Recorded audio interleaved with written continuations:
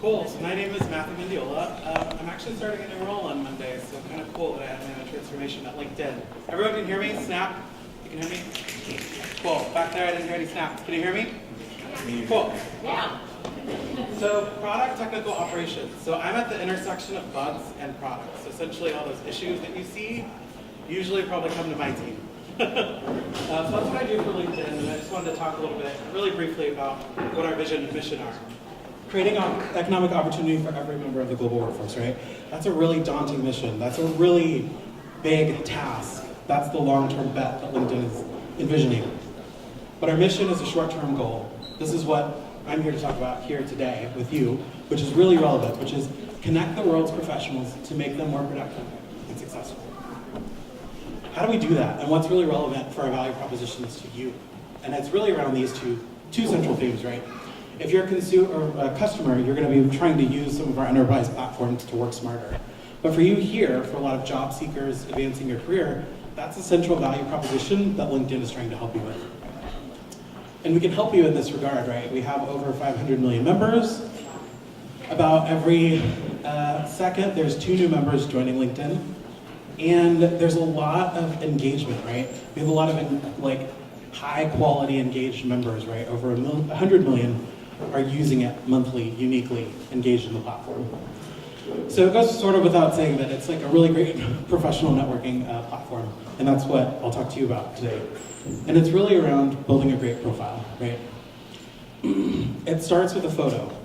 You are 21, that changed, so it used to be lower than that, 21 times more profile views if you have a photo. How many of you have a mobile device, smartphone? How many of you have the LinkedIn app? Anyone know what we just launched like a couple months ago? We launched photo filters, right? Maybe you don't have like the best headshot. Maybe you have like a little bit of a grainy photo that you used with your old iPhone. We're actually giving you the capability to apply photo filters to that headshot because we know it's really important. We know that you get 9 times more connection requests if you have a photo. We know that you get 36 times more messages. That's really important. If you're seeking opportunity and looking for advancement, put a photo up. And if you're worried about privacy and settings, you can always limit that. That's a setting that you can always choose not to show that to certain parts of your network. Add your industry. LinkedIn has over 500 million members, right? That's a lot of data. That's a lot of standardized data. We're really good at the big stuff, right? In order for the big stuff to work, you need to put in the right relevant piece of information, right? And that's what industry you are in. And I think for a lot of people who are seeking their next, career move and things like that, is the industry that you might want to be in, right? Because in a search, you're going to be picked up potentially on this factor. Sorry, I thought that was for me. So members with industry information receive up to 9 times more profile views. And that's probably because of the way someone's searching for you, right? They might be searching for that industry. So it's really important that it's aligned to whatever goal you have for yourself, for LinkedIn. Summary. Anyone want to guess, yes or no? Is the summary indexed in search by recruiters? Yes or no? Yes, it is. It's important. It's important what you put here, right? Because someone was just earlier talking about how HR professionals only give a resume, 7 seconds, right? It's really important that you look at this on desktop. Recruiters are primarily using desktop, right? But they might also, other opportunities might exist on mobile. Look at what your summary is saying, both on desktop and mobile. Make sure that it's 40 plus words, that you're optimizing it. Don't put in nilly-frilly skills that don't matter or that aren't relevant. Be really particular about what you're going to put in your summary. It should describe you, it should describe your story, it should be what you are and where you want to go. Detail your work experience. So, members with up-to-date positions receive 5 times more connection requests, 8 times more profile views, 10 times more of the messages. If you are up to date, the likelihood that someone is reaching out about economic opportunity knows that you are on the platform. There's a new feature that we're rolling out, which is, actually I think the Bay Area is one of the first ones. You might have seen it in Forbes or Fast Company, but it's called Active Status. Active Status shows when you are on the platform. You can opt in, you can also opt out if that is a little bit of a privacy issue for you. But one of the good things about that new feature is that it's showing that you're active on the platform. People are more likely to talk to you, right? And that potential for more opportunity to talk might be economic opportunity for you in the long run. So it's really important to keep your work experience up to date for that too, right? If you're active on the platform, they know that your information is up to date. They think that you're relevant to them. They're going to reach out to you. Add examples of your work. Earlier I was in a mentoring session and someone had mentioned design. We've added rich media to our platform. When I joined in 2014, we had started to go down this direction of adding rich media. And it's really important. If you're in design, showcase your work. If you're in engineering and you want to link to your GitHub, anything like that, make sure that it's on there. And whatever industry you're in, it's always a great idea to look at what others are doing in that industry, right? What kind of work are they showing? What kind of stories are they telling with these links? And what kind of photos are they using to visualize it? Adding skills. So beyond the degree is all about skills, not schools, right? It's really important for you to put non-technical and technical skills if you're looking for a technical. I think a lot of you were in that room that I was in earlier. Members with 5 or more skills are found up to 27 times more by recruiters by search. So it's really important. LinkedIn has gamified this a little bit. You might see like the ability to endorse people for it. To click on it, you can actually reshape the order of it, and it's really important, right? If I'm looking for a communication strategy and I'm really good at public speaking, I'm gonna prioritize that, right? That's a really softer skill, and that speaks to me. And maybe I actually am really good at Java too, right? And so I'm going for a leadership position in a technical role. I have the ability to do technical knowledge, but I can also speak to it. So whatever makes sense for you, just make sure that you're optimizing for that in your skill set, because it can be found now on our recruiter platform more easily. And then just to sort of finish, location matters, right? We offer a new feature called Open to New Opportunities. That's a really powerful feature. I think someone had mentioned that they're looking in the Midwest, right? If you're interested, you can actually like put locations there, right? Maybe you want to go to Silicon Prairie, I think that's what they're calling it now. It's really important also that if you're in the Bay Area, to make sure that your profile is standardized against a location, right? Because people can search by postal code. They can search by San Francisco Bay Area. So it's just really important to make sure that it's up to date, and whatever reason you want to put location, make sure you do it, right? If you're moving to New York City in a month, might as well just update it now, right? So people can start finding you. Education. So here we're all at this summit, basically for skills, not schools. I think it's totally relevant if you have a training program that you get a certification, that you can put it on certification. You can also add it to your education, right? That'll be indexed in search. This is sort of a new territory for us. It's the traditional college, right? Like you usually put that you went to USC between 1994 to 1998. But I think the more and more that these training programs keep coming up, why not put it in your education? It's your LinkedIn profile, it's your data, you choose how you want to go. Hiring managers, there's like a statistic out there that I don't know anymore, but I think it's like they're 5 times more likely to engage you if you have volunteer experiences listed and causes. Always put that on your LinkedIn resume if you have it. Accomplishments, it's really important. Like I said, certifications do matter. They mean something, right? Especially like in this whole Salesforce. I know Jesse was here, he might be downstairs, but he's launching a new sort of training program for Salesforce admins, right? Those people should be listing that as part of their certification because they're going through a process that's actually Salesforce sponsored, and they can put on their LinkedIn profile. If you had any publications, any other organizations that you're working for, they can all be listed sort of at the bottom of the profile. And as you get further along in a career sort of opportunity, hiring managers inside of the recruiter platform have the ability to look at you. And that's what they're going to want to see. They're going to want to see more of the breadth. They're going to want to see more of that width, that open purview of who you are, not just beyond the 7 seconds that the recruiter initially made contact. So yeah, I think with that, I'll move into a quick Q&A. I know I moved through that pretty quickly because I did want to give time for questions. But I just did want to highlight photo filters, one new sort of feature that we're offering. And then another one that's like really, really new, and it's only available if your location is set in the San Francisco Bay Area, is career advice.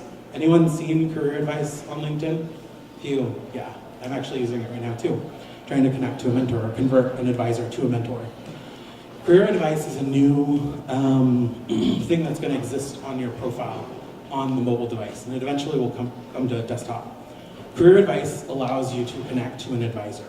So you opt into the program and you basically say, hey, I'm looking for advice on my industry, maybe inside of my first and second degree network, or you can unclick that and that will be anyone. And it's a really great opportunity for you to signal that you need advice on something, and it's really cool because it'll match you, potentially. So you'll send yourself out into the ether, right? And in it, you might get a response from someone who's willing to give advice to you. And you can say based on that, interested or not interested. I think it's going to be a really powerful thing that you can do in the future. I just want to highlight it as it's like a new bet for LinkedIn. And I think we're probably one of the most uniquely positioned to offer a product like that. And if you're looking to up-level, your skills and/or just get advice from an industry expert, it's a great way to leverage it. It's free, right? At LinkedIn, it's the analogy that they give, which is really relevant to anyone, is like you're the driver of a car, right? You have to figure out where you're going, right? And sometimes you might use Google Maps. Sometimes LinkedIn can help you with that, right? They can give you the Google Maps. They can give you a little bit of fuel, but ultimately you have to drive. You have to know where you're going, right? The destination, but sometimes they can help you get there. And that's kind of like what the design is of Reach a little bit. That's what I would say. It's like the fuel to accelerate, right? But ultimately you have to be in control of like where you're actually going, right? That would be our general philosophy, both internal mobility and within the Reach program, let's say. Does that answer your question? Any other? Cool. You then. So you focused on the importance of putting your industry in, but you're only allowed one industry. And say, for instance, you wanted to do like high-tech PR. Well, there's computer software, there's computer hardware. You may have PR as a functional expertise, but like you might want to be in all of those industries or internet. So it doesn't allow you to do more than one, which is kind of, that's not how the world works anymore, right? Totally. I think if you're in an industry and you're looking to switch, that's where you're going to want to check out the Open to New Opportunities, because I do believe that you can put additional, in the field that's values for like additional, I think like roles, you could probably put in additional industries. That's kind of hacking it a little bit. I would say it's tough because LinkedIn is really good at standardized data, right? And so it's easier to operate on a relevancy matching with one piece of data than it is two. And that's the way we've been for a while. I would say that's great feedback. We always love feedback. So if you ever want to submit a question like that, always go to our help center and then make sure that someone files that feedback for you. We're really good at looking at aggregated signals. And I would say if that's something that people ask over and over again, we listen. And you probably see that over time where something with address book imports happened a while back and then got a lot of attention, right? And we put it back in. And so I would say always submit that feedback, but I would say probably the underlying engineering kind of it, because that's the way I always think. Because I'm always like, what is this product intended to do? I would imagine that like one is easier to engineer for than two. But leverage the Open to New Opportunities. That is one, if you're specifically looking to pivot, go to your privacy and settings, turn it on. Then I think there's 3 fields that you can choose: location, like roles that you might be interested in, and then I think one additional piece of information. That's where I would think that information would go.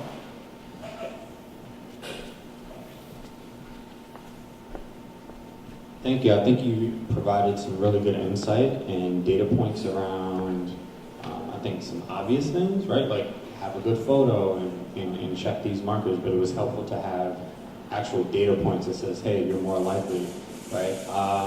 So my question is, do you have data points around media and projects, right? So in media, you can link to an article you've written or a project you've done or a podcast you've launched, right? Is there any data points around you being more likely to be contacted or relevance in search engines because of the media that you've linked to in your profile? Yeah, I can speak. So the products that I use to support are the enterprise platforms that recruiters use to engage you.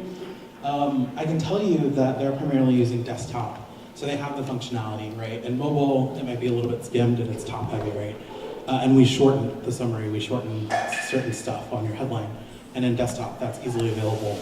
I'm not sure that there's any data. The data would definitely vary by industry because a lot of industries don't. Like, you constantly see it where people aren't providing links, right? They aren't doing rich media. So I think it would depend by industry, but I would say going with my gut, with the data I would imagine if we pulled it and we tried to like assess it, would show because recruiters are desktop heavy, right? Like, probably like 60 to 70% of them are probably using desktop. They're going to be clicking into that. But they're only going to be clicking into that if your profile is still really relevant for a lot of those other things. The reason why we keep that really high level is because those are basic, right? Those are really, really like easy to miss opportunities of not having a photo and really decreasing your chance to increase that opportunity that they would contact you. And so they're gonna contact you, right, because they've seen something in your profile and they're probably only using 7 to 10 seconds to gauge that. And so they're gonna be going to education in different places. What you really wanna do, one thing that I didn't mention in this thing that I think is really important, that headline should be sharp. That headline, for people who are trying to advance their career, they should really think about what the story is they want to tell in a very short window of seconds, right? So for instance, for my last job, my headline was different than my title. My title was a senior product specialist for talent solutions. I don't want that as my headline. It's the little thing underneath your profile. I said I was helping LinkedIn enterprise customers get the support they needed, something along those lines that actually told my story, so that if someone was looking for me in a support role or an engineering support role, I would be probably like easily accessible to understand where I'm at in my career and where I'm trying to go. Yeah. The reason why the education field is open to edit, right? Like you can actually put anything in there is because you can choose what to do. And so I see this a lot within LinkedIn where actually people have left the organization and actually put dad. And I find that really extremely powerful because that's the movement that we're trying to create, right? You can actually put in your education field, like he literally put dad. And then he literally was like, yeah, and he actually, unfortunately left LinkedIn. But it was primarily for other personal reasons. Yeah, and so I would say like LinkedIn is trying to give you the opportunity to choose how you want to view, because ultimately it's your data, right? It's your privacy and settings, it's your choice to choose that into your third degree network or just exclusively to you, which I hope no one does because there's a lot of power in networks.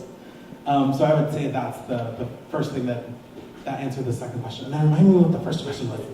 I just said with the tagline at the top, is there a search? Okay. Are recruiters searching in terms, and do those terms come up from the Really tagline? great question. Headline is not indexed on search for recruiter. So that's your choice of words to tell your story that shows up on their little candidate profile view. So they're largely on desktop, so they're probably gonna see the whole thing. So if you have like, you're in design, creative person, and then I always see their little like, a wedge between that, and then they're like problem solver, and then something else, make that really relevant to you, whatever that is, because it's not indexed for search. Your summary is, your work experience is, your job title is. One thing that I didn't have here that I will add to my deck actually after that, because we're really good with standardized data, try and be as standardized as possible on that job title, right? If you are a senior support specialist and that's like what you are in your org, make sure that like that is a really great title, right, that someone can easily search and understand. If your job title is a little bit different, I would say you know your industry best, or you might know a peer who knows your industry best, or you might know an expert in that field that you're trying to go into. Get advice from them on what the titles are for their organization, because it might be different from startup to big corporation, and just make sure that title is really standardized as much as possible as you want it, right? Think about the way someone's searching for you on the platform. LinkedIn, for instance, on the mentorship side is really uniquely positioned to offer mentorship, right? Because we have a really big network and we have a lot of professionals on it. We don't explicitly have a product, and there's no public-facing product available for something like that.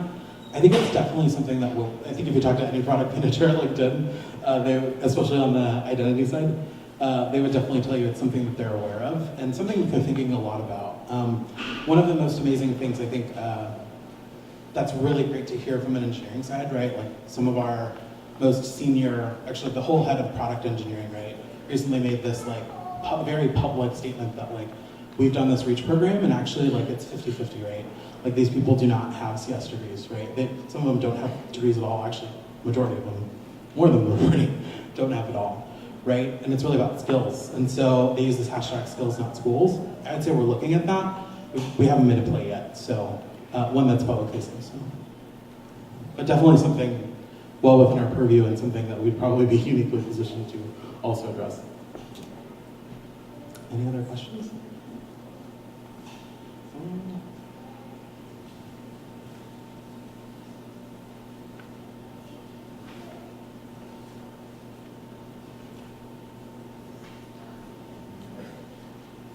Thank you again for coming. My question is about best practices for asking like a formal LinkedIn, to connect with someone. what do you see that's successful, or what should people do if, you know, you see a potential employer and you're like, I know this person and I know they work there and I want to connect with them, knowing that they have like 500 or a large network? Yeah, and you just sent me a connection invite, didn't you? One thing that I would say is always really important, right? I have the consciousness that I connected with you here, so I'm going to know. And I'm probably going to put a little note in that we connected here, and this was the avenue that we connected. It's really important, both on mobile. We used to not have this feature in mobile. And I was like, when are we going to get this feature in mobile? Like, I would literally go to the desktop and customize an invite. And I'd be like, I'd look them up in mobile, search for them, and then go on desktop. And thank goodness that is now available on mobile. So if you ever, so this is Jill's profile. See these little 3 dots right here? If you go on that, there are specific user settings that you can always do, right? We always value our member privacy and we call it members first. But Jill, I know Jill, love Jill, she's gonna have the option, if you click right here, that you can customize an invite to her and tell her. Like, LinkedIn's message to you is to connect with people that you know, right? So maybe you don't know Jill. Jill's a PR professional. She's like crazy good. If you don't know her but are trying to actually get to know her, and usually you only connect with people that you know, if you're looking to know them, customize that invite. Tell them why the relationship between you and them would matter. And I would say that's like the most key thing, right? Because that's going to show up in your message history now, later on, if you haven't had that ramped up to your profile yet, and you're going to have that as part of your history, right? And you're going to say, hey Jill, we know X people in common, right? Or maybe we went to the same school, or like you have this contact at San Jose State, I went to San Jose State. Or I did go, but I'm just saying, hypothetically. And like, I think we should connect for X, Y, and Z. I think you only have about 200 characters to customize. Maybe it's more than that, 400, can't remember the exact character count, but I would say that's a feature that you should be using if you don't know that person but want to know them. But generally speaking, you should connect with people that you know, that you meet, and make sure, I always think it's just a great idea to customize that invite. That way you remember where you met, especially as like networks grow and you're in different, paths and journeys. It's so important to just remind people where you met and like what passionate, information you can also share. So you're looking to break into PR, right? Make sure that Jill knows that in that customized invite. So LinkedIn Learning powered by Lynda content, as I'm supposed to say that, is very up and coming, I would say. So I mean, there are a lot of other, LinkedIn will not deny this, that there are a lot of other people in that space as well, right? Offering very similar things. We think that we're very uniquely positioned for LinkedIn Learning powered by Lynda content. It kind of goes back to, this is more of this one.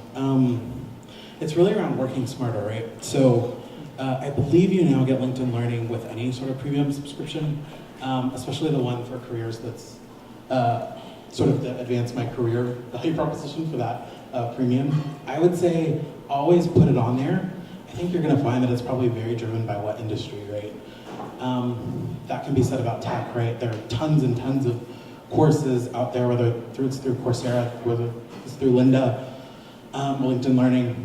And I would say, look at your industry, look at what other professionals are putting on there. But I would say it's always good to have more, right? Because essentially you're trying to capture them with your headline, you're trying to capture them with their summary. And the more that they're scrolling into that content, especially if that course is really relevant to something that you're pursuing in design, and there's a link on your profile, they have access to be able to assess whether or not this economic opportunity and you match. So I would say always put it on there. I think you'll see as the space that we grow in continues to grow and continues to monetize, that you'll see that becomes probably pretty valuable across a lot of different industries. So that's my bet. Cool, I think I'm almost at time if there aren't any other questions. Feel free to, if you do connect with me and we do have a conversation, just remember to customize that invite so I know who you are and why our relationship should matter. Yeah. Awesome.